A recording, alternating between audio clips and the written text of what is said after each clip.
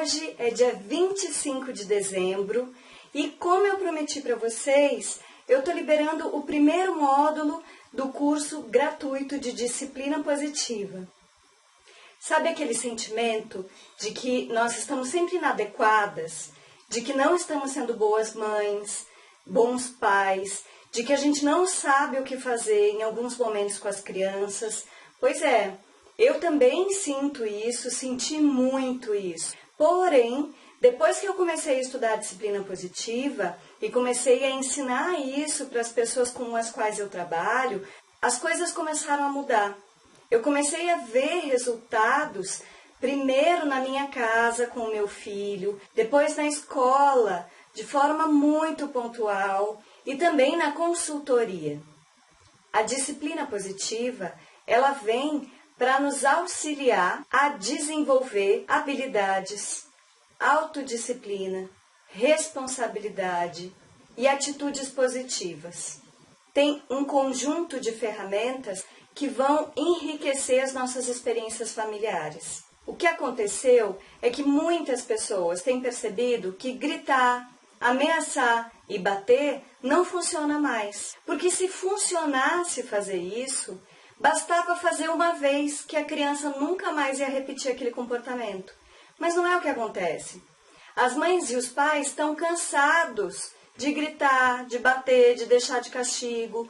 E todo dia a mesma coisa. Todo dia aquele comportamento se repete. E aí as pessoas começam a se perguntar, por que as crianças não são mais como as crianças de antigamente?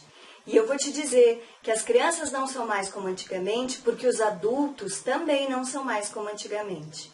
O que acontece é que os adultos hoje não são mais submissos e obedientes. E as crianças, por consequência, também não são mais submissas e obedientes. Como é que a gente vai fazer para equalizar essas questões? Antes, bastava uma vez e a criança já ficava quieta, por medo. A disciplina positiva, ela não trabalha nesse patamar onde um manda e o outro obedece. A gente trabalha a partir do respeito mútuo.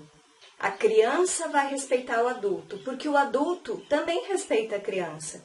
A criança vai aprender a respeitar o adulto porque ela é respeitada. Por isso que para equalizar esses comportamentos e essas maneiras de lidar como pai e mãe, é que eu resolvi trabalhar com a disciplina positiva. Um dos problemas que nós temos enfrentado é que as pessoas que não acreditam na punição, elas não sabem o que fazer no lugar de punir. E elas acabam indo para um outro extremo, que é o extremo da permissividade. E a disciplina positiva, ela é um meio termo entre a permissividade e a punição. O primeiro passo para você entender a disciplina positiva é a gente entender como ser firme e amoroso ao mesmo tempo. Eu gosto de chamar de firmeza amorosa. Como é que a gente é firme e amoroso? Eu vou usar um tom de voz firme e não vou deixar de ser amorosa. Vou dar um exemplo para vocês. Eu vou chegar e olhar nos olhos do meu filho, eu vou abaixar na altura do meu filho e vou dizer, meu filho, isso não dá para fazer agora. A gente tem duas opções, esta e esta. Você escolhe, porque se eu uso um tom de voz, filhinho, não faz assim, olha só, isso não é legal. Eu não estou sendo firme. As crianças precisam dessa firmeza. Mas é uma firmeza amorosa, não é uma firmeza violenta. Eu estou sendo firme para ele conseguir entender que existem limites. Existem limites dos combinados que nós fazemos em conjunto. Esse quadro que você está vendo, ele está te mostrando a diferença entre a firmeza e a permissividade. O resultado de ser firme demais, de ser excessivamente rígido, é a longo prazo, crianças que se tornam adolescentes e adultos, rebeldes, ressentidos conosco e com a vida e com a autoestima prejudicada. Por quê? Porque se o pai é rígido demais e manda ele fazer o tempo todo o que o pai ou a mãe acreditam, ele não tem liberdade de fazer as suas próprias escolhas. E o que acontece com isso é que ele fica inseguro quando ele vai fazer as suas próprias escolhas. Em contrapartida, ser permissivo demais cria crianças que se tornam adolescentes e adultos que manipulam as pessoas. Crianças mimadas que a qualquer negativa se atiram no chão, os pais não podem fazer nada porque a criança domina o ambiente. Então, pais que têm a sensação de que eles perderam a sua própria liberdade. E também, olha que interessante, tanto as crianças que tiveram pais firmes demais, quanto as que têm pais permissivos demais, também têm a autoestima prejudicada. A base para o desenvolvimento da autoestima é a criança perceber que ela é capaz. Só que crianças não desenvolvem o senso de que são capazes quando os pais dão bronca demais, compensam o tempo que não tem com a criança comprando coisa que ela não precisa, socorrem as crianças sem dar tempo delas saberem como agir, como lidar com as questões que se apresentam, superprotegem as crianças, não deixando que elas experimentem a vida, fazem a lição de casa por elas, exigem demais, gritam demais e dizem o tempo todo o que é que as crianças têm que fazer. Todas essas coisas não fazem com que as crianças percebam e acreditem que elas são capazes. E se a autoestima parte do princípio de que eu sou capaz e é por isso que eu tenho autoestima bacana, o que a gente tem que desenvolver nas crianças é esse senso de que elas são capazes. A disciplina positiva, ela vai nos ajudar a transformar essas 8 formas que eu citei de tratar as crianças em jeitos mais harmônicos de conviver com as crianças, para que a gente se sinta bem e para que as crianças também se sintam bem. É tão abandono para a criança ser rígido demais quanto ser permissivo demais. Por quê? Porque nos 2 extremos as crianças não sabem como agir. A gente não está olhando de fato para elas quando somos rígidos demais, nem quando somos permissivos demais. O caminho do meio, que é a disciplina positiva, ela vai nos ensinar a ver a criança do jeito que ela é, com o que ela me apresenta, sem julgamento. O segundo passo, que é muito importante para a disciplina positiva, é dar um tempo positivo. Como é que funciona isso? Quando eu estou me dando conta que eu estou perdendo a paciência com meu filho, eu falo para ele: filho, eu não estou bem, eu preciso parar um pouco e quando eu me acalmar, a gente volta a conversar. Mas eu não vou poder te responder agora. Qual é a vantagem de dar um tempo positivo? É que quando eu fico nervosa, quando eu entro num conflito, quando qualquer ser humano entra em conflito, a parte do cérebro que funciona com mais intensidade é a parte reptiliana. O que significa isso? Que a gente para de raciocinar. É a parte mais primitiva da gente. E quando a gente funciona com a nossa parte mais primitiva, ou a gente parte para o ataque ou a gente foge. Então, para a gente não agir, nem fugindo e nos recolhendo, ficando quieto, sem dar a explicação devida para a criança, nem partindo para o ataque, sendo violento, batendo, gritando, ameaçando a criança, a gente dá um tempo positivo. E aí, quando eu sinto isso e falo: meu filho, eu preciso parar porque eu estou começando a ficar nervosa. Eu não vou dizer que ele está me deixando nervoso, nem que eu estou ficando nervosa porque você está me fazendo isso. Eu estou nervosa, eu assumo a responsabilidade sobre as minhas emoções e as minhas reações. A gente quer que as crianças saibam se controlar. Só que para as crianças saberem se controlar, a gente precisa se controlar primeiro. E dar um tempo positivo é uma ferramenta para a gente conseguir se controlar. Então, fala assim: ó, eu estou ficando nervosa, não vou poder responder agora. A criança vai ter que aprender a esperar o outro.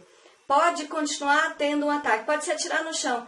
Você se retira, você não manda a criança de castigo no quarto, porque não é ela que tem que se acalmar antes, é você. Quando você estiver calmo, esse ataque que a criança está tendo não vai surtir tanto efeito negativo em você. Você vai conseguir conduzir a criança e o comportamento dela para um lugar muito mais positivo, se você estiver bem para responder para a criança. Eu faço isso desde os 3 anos do meu filho e tem funcionado bastante.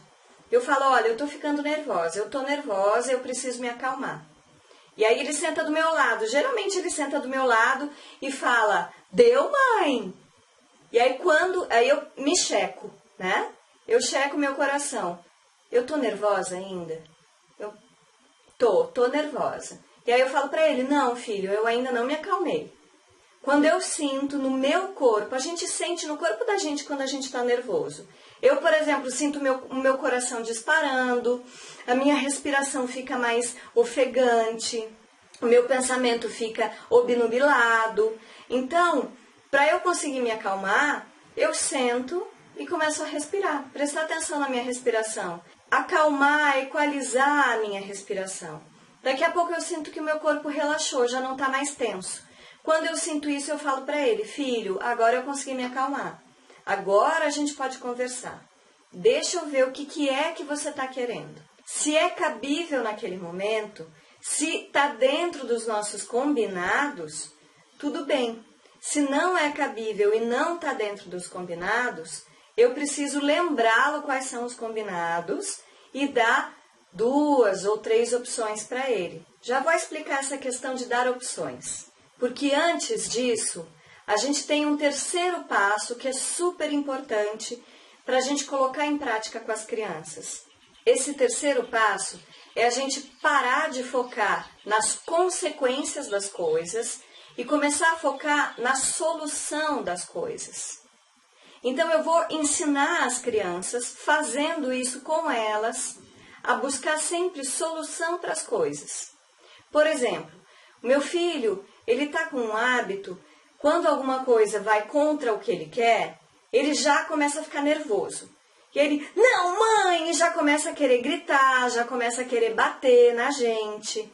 E aí eu falo para ele, filho, a gente não resolve assim.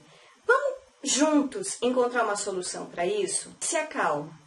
E aí, rapidamente ele consegue trazer uma solução. E aí, quando ele consegue trazer uma solução, ele está desenvolvendo essa habilidade para a vida inteira dele. E é isso que eu quero. Eu quero que ele desenvolva habilidades para viver de forma equilibrada. E eu tenho certeza que você também quer. A criadora da disciplina positiva, ela costuma ter uma frase muito popular, de onde tiramos a absurda ideia de que para levar uma criança a agir melhor, precisamos antes fazê-la sentir-se pior.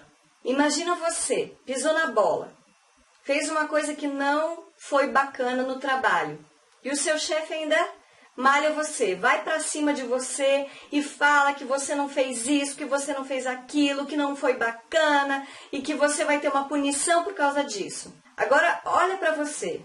Quando a gente pisa na bola, a gente não fica feliz. Quando a gente percebe que pisou na bola, a gente fica, puxa vida, que não precisava ter feito aquilo, pisei na bola, olha só. A gente mesmo tem esse senso. E a criança também percebe quando ela pisou na bola. E se ela não percebe, ela vai perceber se a gente agir de forma amorosa. Se a gente chegar para a criança e disser, o que aconteceu com essa escolha que você fez? Aí a criança eu faço uma pergunta. E a criança vai dizer, o fulaninho ficou chorando. Pois é, ele ficou chorando. E agora, o que a gente pode fazer? Geralmente a criança vai lá e dá um beijinho no fulaninho que ficou chorando porque ela pegou o brinquedo da mão. Geralmente é isso que acontece. Então, quando a gente faz perguntas para as crianças, ao invés de dizer, você viu só o que você fez? Agora o fulaninho está chorando. Se eu faço isso, eu acabo com qualquer habilidade que eu podia desenvolver na criança. E, ao invés disso, eu vou perguntar, o que você pensou quando você pegou o brinquedinho? Você estava querendo brincar com esse brinquedinho? Eu pergunto.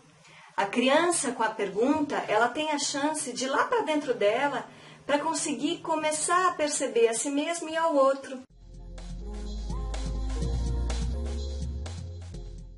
No próximo módulo do curso, eu vou ensinar para vocês como gerar respeito mútuo, como equilibrar essa equação do respeito junto com as crianças. Eu vou falar um pouquinho mais sobre aquela questão da solução. Como a gente chega junto com as crianças a soluções.